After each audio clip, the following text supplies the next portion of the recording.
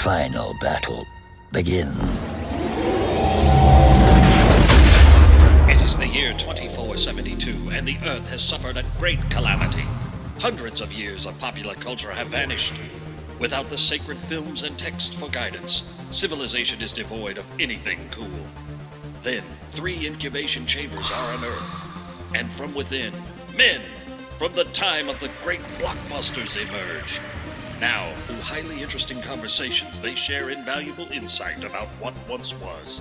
The movies, the shows, the comics, toys, and books. This is the Hyperspace. Podcasting in the 25th century. Welcome in, podcast pioneers, to the Hyperspace. Podcasting in the 25th century. The interweb's first and only podcast. My name is Jared. I'm Mike. And I'm Matt. And guys, tonight, we're going to observe the time-honored tradition of speculation on the next Star Wars movie. You know, ever since speculate and then get angry about it. Okay, perfect. Well, you know, ever since I was a young lad on the playgrounds of Pleasant Ridge Elementary School in Knoxville, Tennessee, between Empire and Return of the Jedi, I have been talking about what's going to happen in the next Star Wars movie for as long as I can remember. And it continued into my adulthood with the prequels. And actually, me and Mike would talk quite frequently about what we thought was going to happen. I would always break his heart a few weeks before the movie came out by reading the novelization and completely blowing away any speculation from that point forward. It's like having a sister go to work in porn. Don't do it. Yes, it's exactly like that, Mike. But Disney has not been releasing the novels to these new movies until after the movie is out. I know. I'm like, what the heck's going on here? Well, they really haven't been giving you much in the trailers either, as far as plot. Looking at this movie, what we've seen, and I will say up front, I have seen what Lucasfilm has wanted me to see. I have seen trailers, I've seen TV spots, and that's all. Red alert. Red alert. Red alert. So if you don't want to know what's been in the trailers or the TV spots, you might want to listen at a later time. So why don't you make like a tree and get out of here? This movie has probably been completely leaked onto the internet, but I have not sought out those leaks for the entire sequel trilogy. I have wanted to preserve the experience. Probably should have rethought that for Last Jedi, but you know. I don't think it would have helped. No, but so I'm going into this only seeing promotional materials that are officially available. And like Matt was saying just a second ago, from the trailers, I mean, I think I have some idea, but I don't really know what the movie is about. I mean, I know Palpatine is there. I know they are fighting him. I know there's a big space battle, but I'm not sure how all this fits in with what's come before. Well, I think it seems like there's a quest. Like the heroes, the 3 main characters are finally going to be together on a quest. Like there's another MacGuffin and they're looking for something. And obviously 3PO ties into this because for some reason he needs to have red eyes. Yes.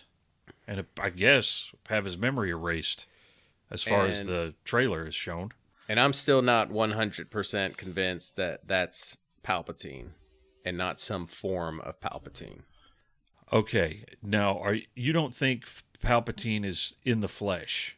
I question it. Now, I'm not saying it's not, but I'm thinking there's going to be some sort of twist on that, and it's not going to be what is expected or what we're being led to believe. All right. I'm kind of in the camp where I think it has to be him. I think this is too big of an end for them to hold back and make it tricky. I think they have to make it Palpatine. I agree. I was telling Jared earlier, if Darth Maul a newer Sith apprentice could harness the Force and keep himself alive after being cut in half, and he was just a minor apprentice. What could one of the most powerful Sith Lords of all time do with the Force? So I have to think that it has to be him. It just can't be a holocron. It can't be just a mechanized version. I think it has to be Palpatine in some form or another. Yeah, I fully expect to see Ian McDermott in a black cloak in this movie. And I think I'm not saying you won't see that, but like I said, I'm going back. You don't think it's him? It's some iteration of him. Well, it's funny. I'm not saying that The Last Jedi contributed anything to Star Wars significant, but I don't quite believe this, but I don't think it's out of the realm of possibility that the Emperor we were seeing in Return of the Jedi could have been a Force projection, much like Luke projected himself across the galaxy to help out the rebels or the resistance. I would hate that. I'm just saying, hear me out. What if he was always in this citadel and he was projecting himself to the Death Star and he actually was never killed? Well, now, I don't think that's the case. But seeing what we learned in The Last Jedi, it's within the power realm of what these beings can do. Now, I mean, I'd like to know how he survived, but I just don't know if they're going to take a step down and say, well, there was that time right before Vader, and then, go into flashback mode. I'd be interested to know how he survived, but like Matt said, I think once Darth Maul comes back from the dead, I can pretty much accept anything you can throw at me. I mean, well, maybe we'll learn more about Darth Plagueis in this one. Well, maybe he learned the secret on how to cheat death. Yeah, I mean, and what we did see in Return of the Jedi, I mean, he was thrown down a shaft, and we saw a brilliant explosion of light. How come the core went directly to the throne room? I never really thought about that. Here's the thing. It was on the north pole of the station, and it was on top of a gigantic spire. So, because they had to take an elevator up, and you see it in the movie when the TIE fighters are flying by it, that giant tower is meant to be where they are. And I think what you're seeing is like the shaft down to the main station. Oh, you think so? It's not all the way to the core? I don't think that's where he throws like his sandwich crust no, when he's done with it. No, I don't think that's what it was. But his sandwich crust. But, in typical Star Wars architecture, it makes zero sense, the whole throne room anyway. I don't mean to yeah, why would the go on a Emperor tangent sit here. in a spire on top of the Death Star? Like, it's just basically Instead put a of, like, target. the very middle. I mean, we're not gonna we can't litigate Return of the Jedi at this point. I mean, Okay, and so we have seen in the trailer that the throne Yes. room is remarkably intact. Which Yeah, seems somehow somewhat impossible. there's some glass left in the windows. It's pretty amazing. I'm gonna throw another prediction out there. Now, I've been saying this all along, and I'm gonna stick to my guns on this one. I think Rey was cloned from Luke Skywalker's hand on Bespin. I really do, and I think we're gonna see. It's not a terrible theory. And I think we're going to see that Rey is not alone. I think we already kind of saw, whether it's a Force stream or not, Rey with a unfolding red saber. So my prediction is that we find out that Rey was created and planted with the purpose of drawing out Luke Skywalker. By Palpatine. By Palpatine. That she had all along been a tool of Palpatine to draw him out. However, the light side of the Force got hold of her and guided her through other paths. But I think that was her that's what I think the whole grand scheme was. It was a long game on that one. Well, it would certainly. I don't think it's implausible. It would explain her innate Force abilities Yes. that she doesn't seem to understand or know how to control. If she was like a true Skywalker. And Yeah. the saber did seek her out. Yeah, And, she has some connection to it. And it would add some weight to what Kylo said to her, because if he knew that was true, then that would be like a perfect way to throw her off the scent of what her true lineage is. That he was lying to her. Yeah, which I think that's an easy fix as far as if you want to retcon what Johnson did. I mean, it's really easy to say that Kylo Yeah, was just he was to lying. her. Yeah. I think you have to assume he's lying no matter what. But I now don't- that said, I think her character has become too important to Star Wars to just make her a clone from a hand.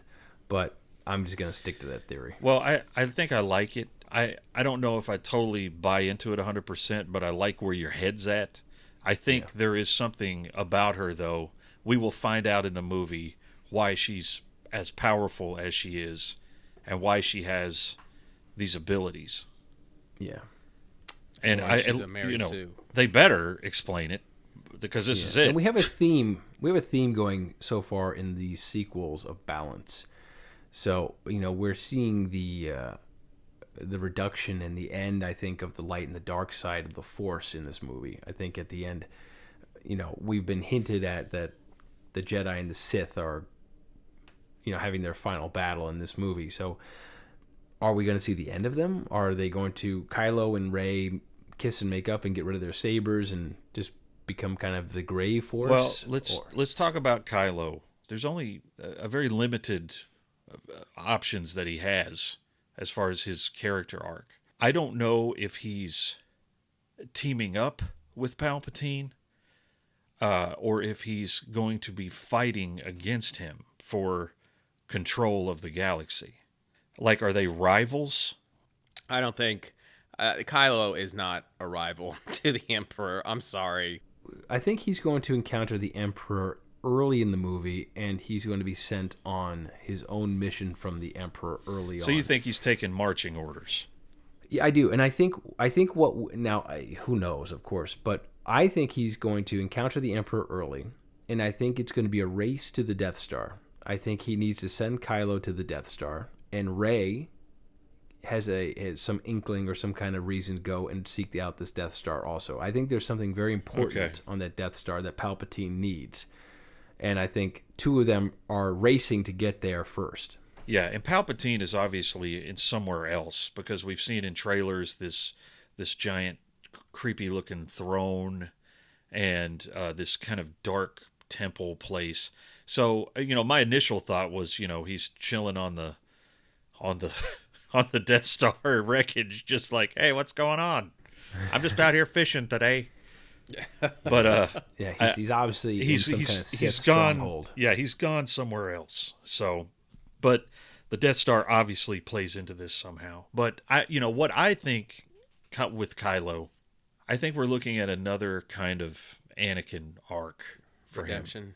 It certainly would be not incredibly original, but then the Star Wars films have always sort of kind of rhymed with each other, I guess. Mm-hmm. But I think Kylo eventually is I think he's going to come around, but it is going to be to his ultimate downfall. Because I think the Emperor is going to be like, oh yeah? Okay, well then, then the hell with you. And then he's going to have no more use for him. But yeah, I don't know if we're going to have a redemption moment like we did with Vader with Kylo. If JJ is smart, he'll lead you down that road and then turn the corner on you. So I think that he'll lead you down a predictable road where you think that's going to happen, and hopefully he then turns the table and something else happens.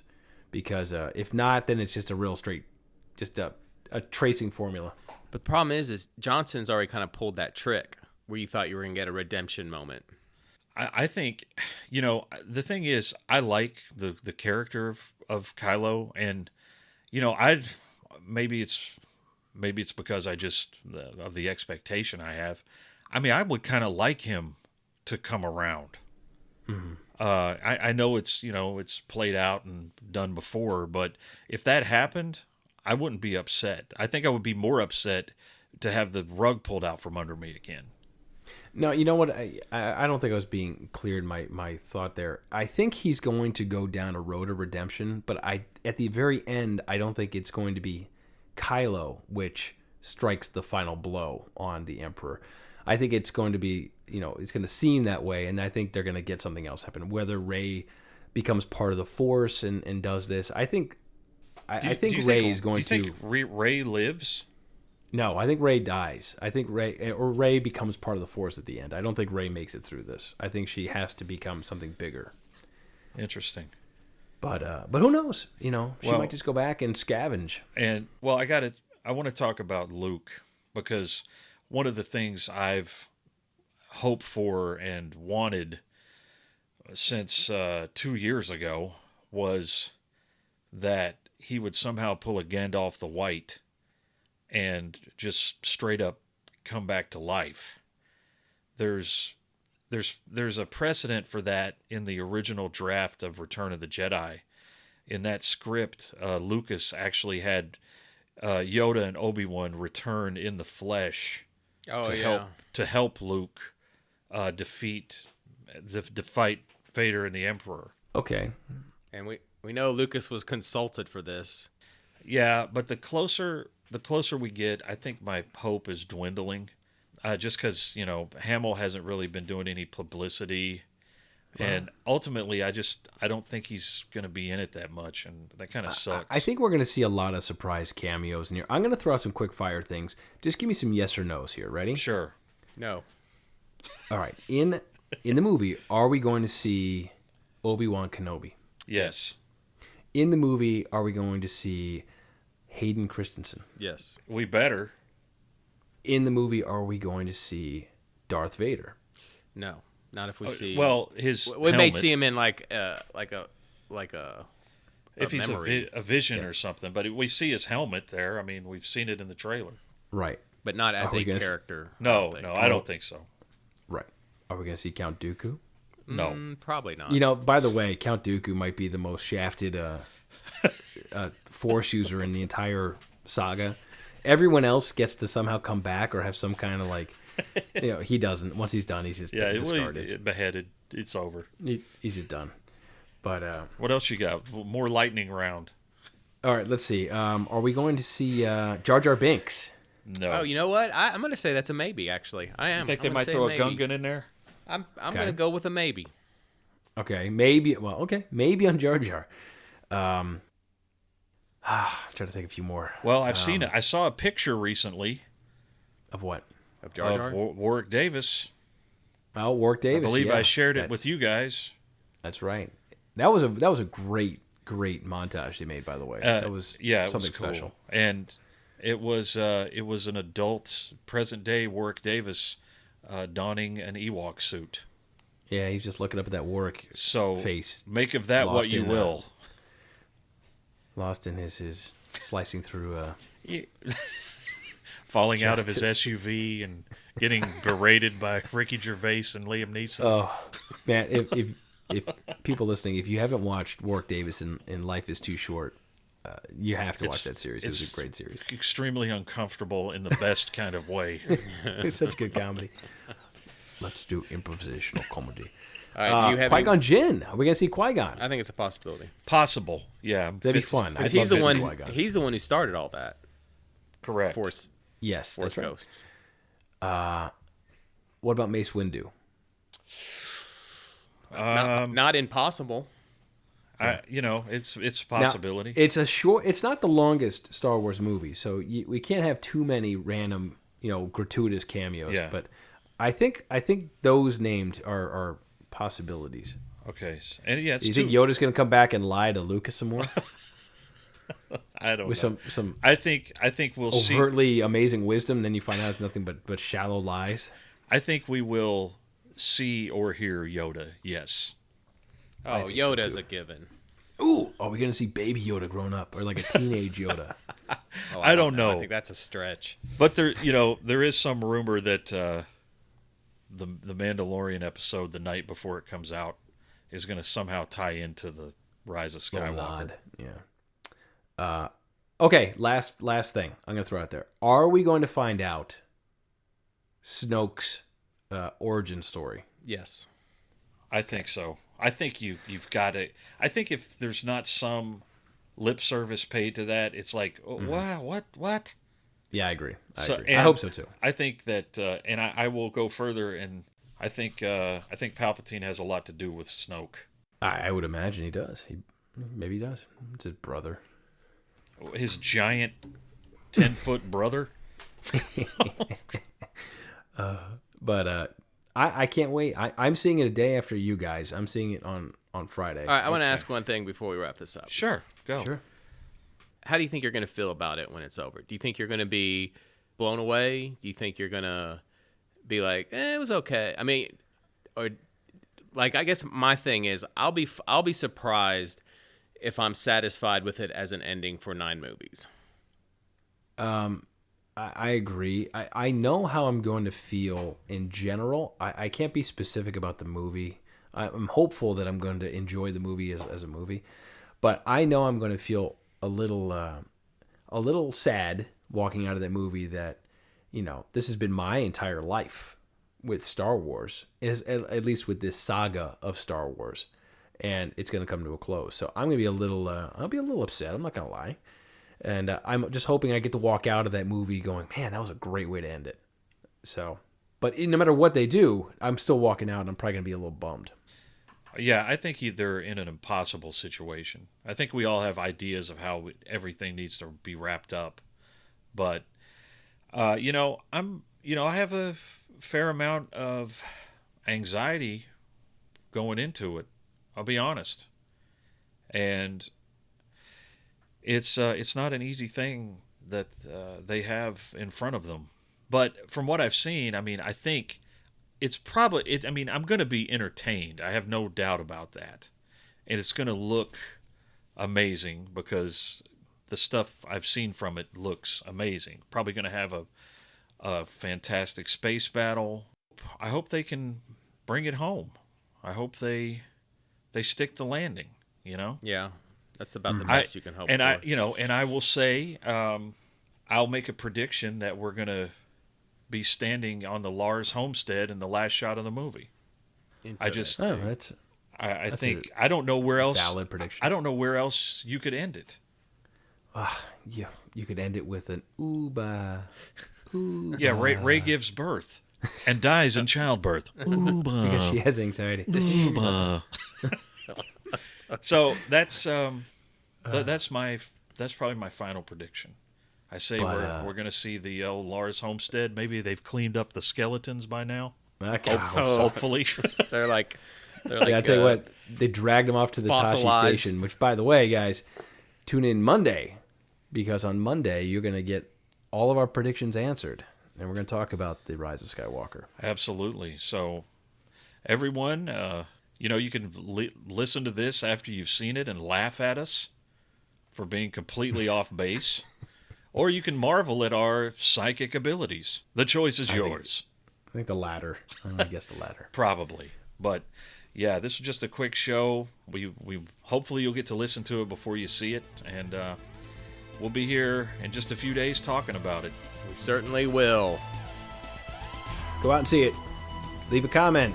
Leave a review, guys. We love your feedback. The hyperspace is here for you. You know you can't live without this content, so subscribe to The Hyperspace, podcasting in the 25th century. Follow us on social media, leave us a review, and join us here next time as we take you into the 25th century.